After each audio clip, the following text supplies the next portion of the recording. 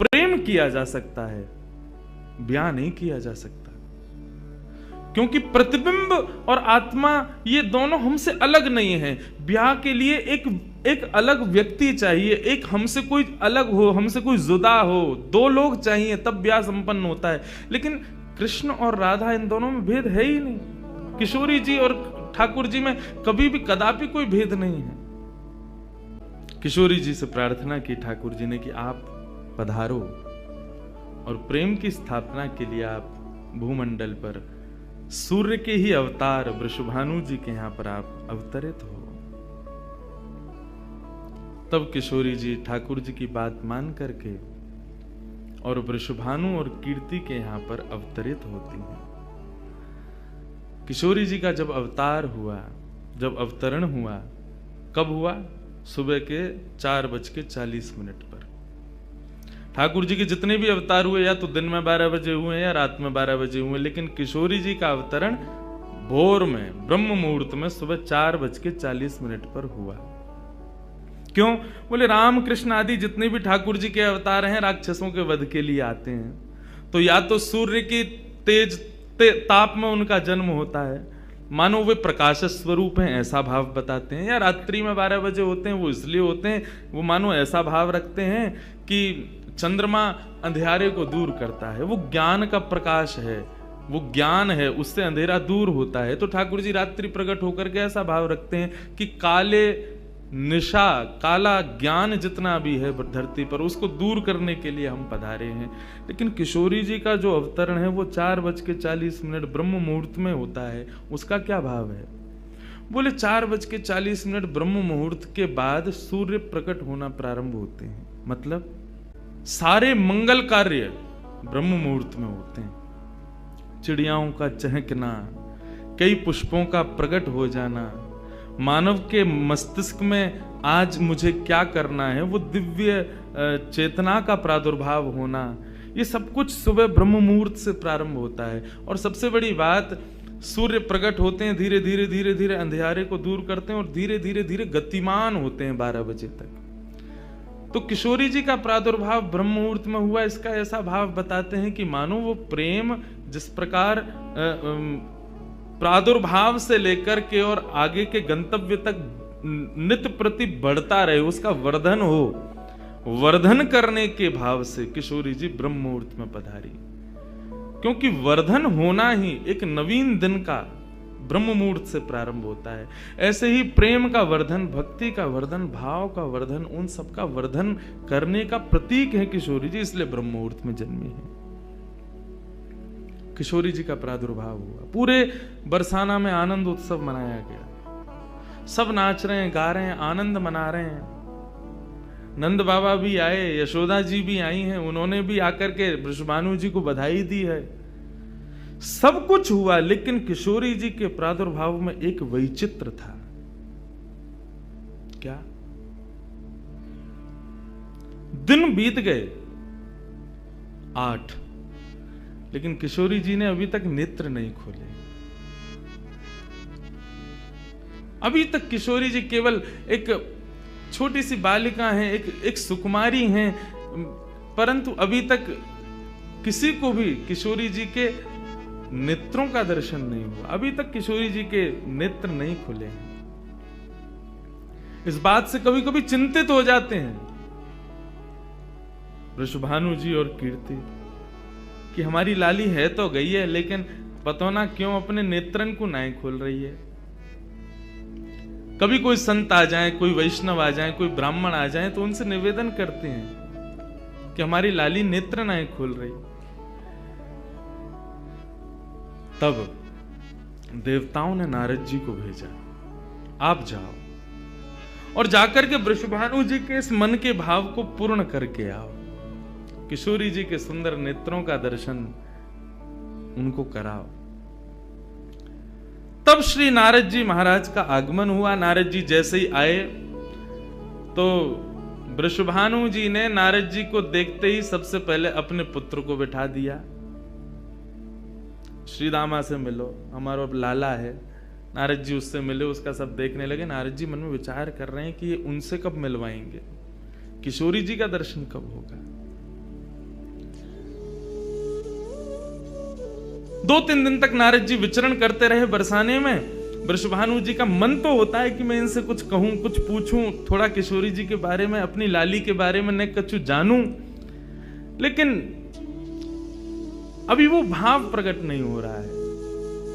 तब एक दिन एक छोटी सी बरसाने की लाली को जब नारद जी महाराज खिला रहे थे और उससे प्रेम चर्चा कर रहे थे, ये दृश्य जब वृषभानु जी ने देखा, उन्होंने तुरंत नारद जी के चरण पकड़े और कहा, हे भगवान, हमारी एक लाली भई है, बहुत सुंदर है, सुकुमारी है, नन्ही सी है, अभी वाकु देख करके स्पर्श करवे में डर लगे कि कहीं हमारे स्पर्श से कोई कष्ट ना है जाए, या हमारे हम सबन को दर्शन भी ना करा में। लेकिन महात्मन आपसे पूछना चाह मैं, हमारी लाली नेत्र नहीं खोल रही है, कहा भाव है?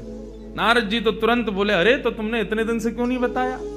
वो तो पहले से ही बैठे थे तैयार कि ये जल्दी बोले तो मैं जाऊं, जाकर के दर्शन करूं। बोले संकोच है रहे हो? बोले संकोच मत करो, अभी लेके चलो, कहां है तुम्हारी लाली, मुंह को बताओ। नारद जी महाराज जा रहे हैं वृषभानु भवन में, एक बेड़ी पार की, दूसरी बेड़ी पार की, तीसरी बेड़ी पार की। जैसे ही भीतर पहुंचे हैं, सुंदर सुगंधी भीतर से प्रकट हो रही है। सामने स्वर्ण जटित एक पालना है, और जैसे उस पालने में जाकर के नारद जी ने दर्शन किया,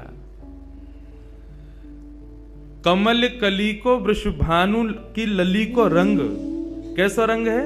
बोले जैसे कमल की कली हूं मैं ना, ऐसी श्री वृषभानु नंदिनी है। नारद जी ने जैसे उनको दर्शन किए हुए आनंदित है गए। वृषभानु जी बोले, हमारी लाली नेत्र नाए खोल रही है, आप कृपा करो ना। नारद जी बोले, एक मंत्र पढ़ना पड़ेगा, कुछ करना पड़ेगा, तंत्र मंत्र करना पड़ेगा, तब आपकी लाली बोलेगी। वृषभानु जी बोले, देख लो, संभल के करियो, हमारी लाली बहुत कोमल है, वो ना स्पर्श नहीं करेंगे, दूर बैठ के करेंगे। वृषभानु जी बोले, तो करो। बोले आपको पहले बाहर जानो पड़े, वो एकांत में करेंगे।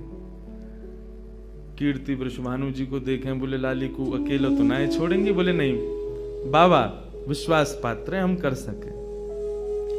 वृषभानु जी और कीर्ति दोनों जैसे ही बाहर पधारे, नारद जी ने गेट बंद कियो, तुरंत चरणन में प्रणाम कियो और प्रणाम करके सीधे सन्मुख बैठे हैं।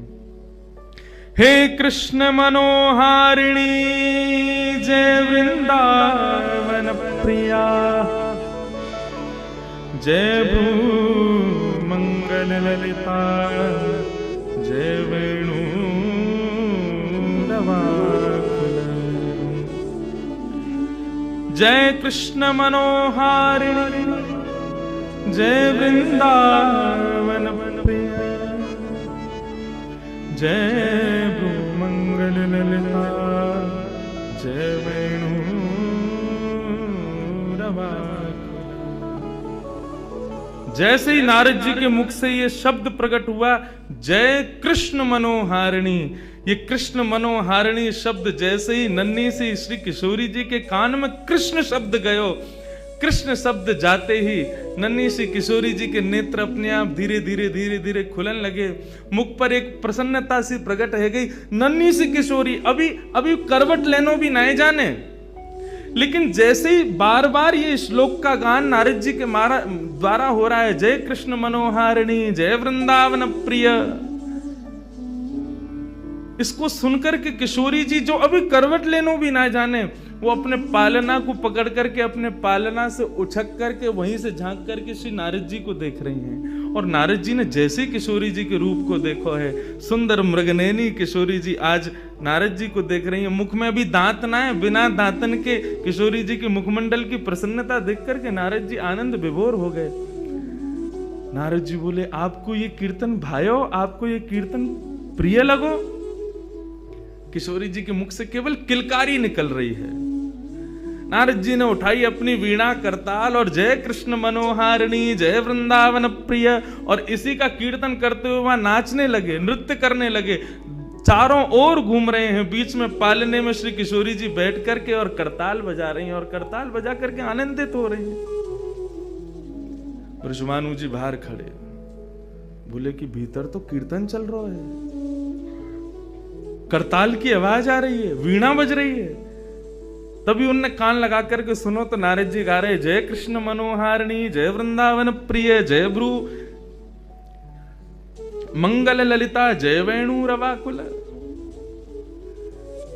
वृषभानु जी ने ये स्वर सुन लिया, लेकिन जैसे ही थोड़े से गए हैं और खिड़की में जाकर के भीतर झांक करके देखा, अद्भुत दृश्य। नन्ही सी किशोरी, ज्यादा से ज्यादा 8 दिन की होंगी, 10 दिन की होंगी, अपने पालना में पौड़ करके स्वयं को झुला रही हैं, करताल बजा रही हैं। चारों तरफ नारद जी वीणा बजा करके, करताल बजा करके आनंद से किशोरी जी को मुखोल्लास कर रहे हैं।